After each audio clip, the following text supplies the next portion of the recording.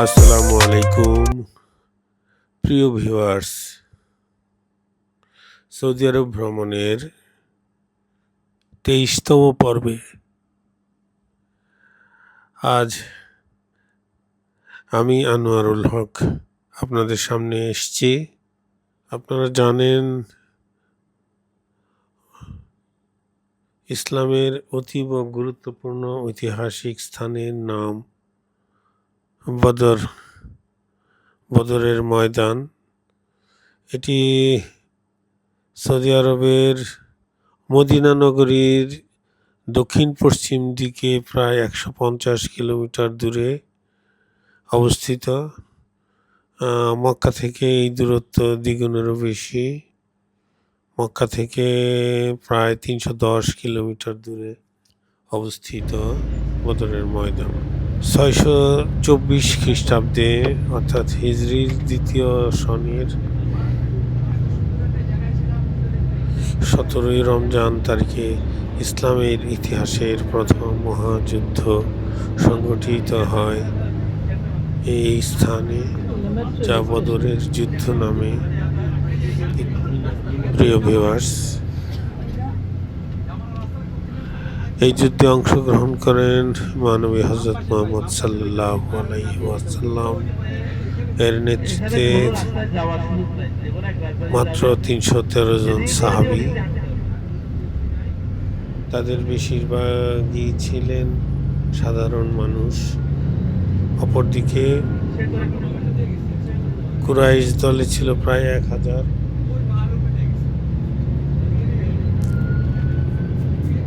সৈন্য এবং ভারী অস্ত্রশস্ত্রে তারা সজ্জিত ছিল, কিন্তু আল্লাহর সাহায্য ও নবী করিম সাল্লাল্লাহু আলাইহি ওয়াসাল্লামের দূরদর্শী নেতৃত্বের ফলে এই যুদ্ধে কিন্তু মুসলমানরা এক ঐতিহাসিক বিজয় অর্জন করেছিলেন। প্রতি বছর অসংখ্য মুসলমান এই স্থানে পরিদর্শন করে থাকেন। বদরের ময়দান আমাদের শেখায় সংখ্যা বা শক্তিতে নয়, প্রকৃতপক্ষে ঈমানিক দৃঢ়তা, ন্যায় ও আল্লাহর উপর অবিচল আস্থা ও ভরসাই সত্যিকার বিজয়ের যেন চাবিকাঠি। প্রিয় ভিউয়ার্স,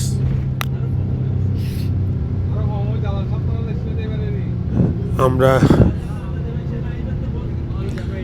মক্কা শরীফের নিকটবর্তী মিনার ময়দানে এখন পরিভ্রমণ করব ইনশাল্লাহ। ভিউয়ার্স,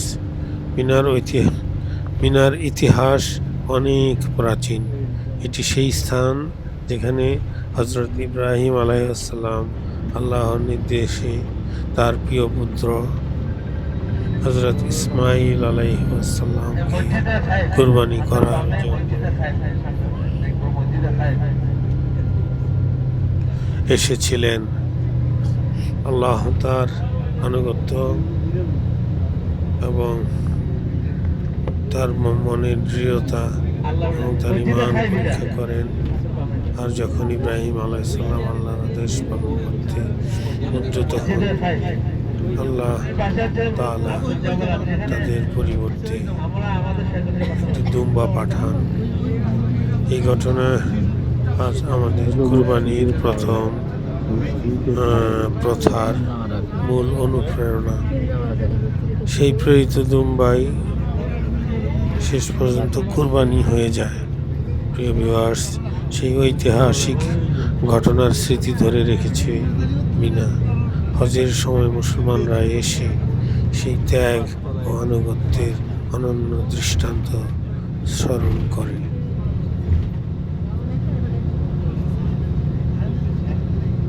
প্রিয় ভিউয়ার্স, মিনা একটি লম্বা উপত্যকা যার চারিদিকে পাহাড় দ্বারা বেষ্টিত। এখানে প্রতি বছর লক্ষ লক্ষ মুসলমান সমবেত হয়ে থাকেন হজব্রত পালনের জন্যে। প্রায় ১ লাখের বেশি তাঁবু স্থাপন করা হয়েছে এখানে, যেগুলো আগুন প্রতিরোধী ফাইবার দিয়ে তৈরি। এই তাঁবুগুলোতে শীতাতপ নিয়ন্ত্রণ ব্যবস্থা যেমন আছে, তেমনি পানির সংযোগ, খাবার ব্যবস্থা ও অন্যান্য আয়োজন সবকিছুই সুন্দরভাবে গোছানো রয়েছে, যাতে হাজিরা নির্বিঘ্নে তাদের ইবাদত সম্পন্ন করতে পারে। আপনারা জানেন ৮ জিলহজ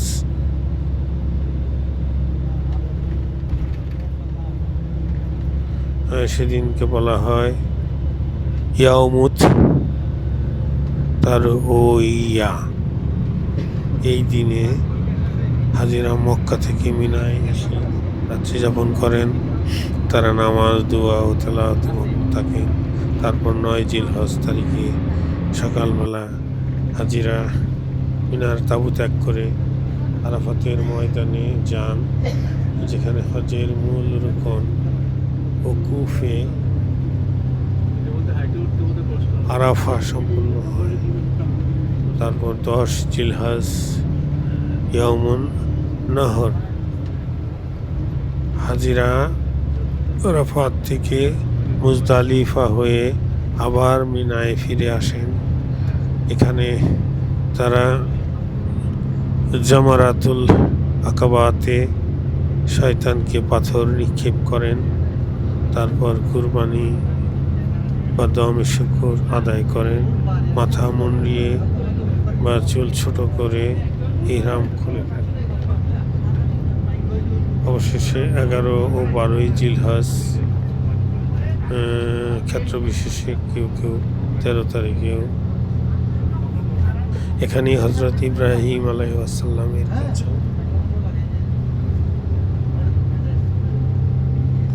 শয়তান ৩ বার এসে তাকে কুরবানি থেকে বিরত করার চেষ্টা করেছিল, আপনারা জানেন।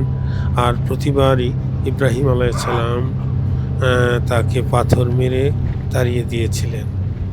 সেই ঐতিহাসিক ঘটনার অনুসরণেই হাজিরা আজও পাথর নিক্ষেপ করেন, যা আসলে আমাদের জীবনের শয়তানি প্রলোভনকে প্রতিহত করার একটা প্রতীকী উদ্যোগ।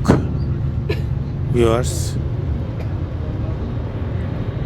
মক্কা জিয়ারার আজকের এই পর্ব আমরা এখানেই শেষ করতে যাচ্ছি। নিশ্চয়ই আপনাদেরকে তা ভালো লেগেছে। ভালো লাগলে লাইক, কমেন্ট, শেয়ার করে আমার ফেসবুক ও ইউটিউব চ্যানেলে আপনারা ভিজিট করবেন এবং আমাকে সহযোগিতা করবেন ইনশাআল্লাহ। সবাইকে ধন্যবাদ।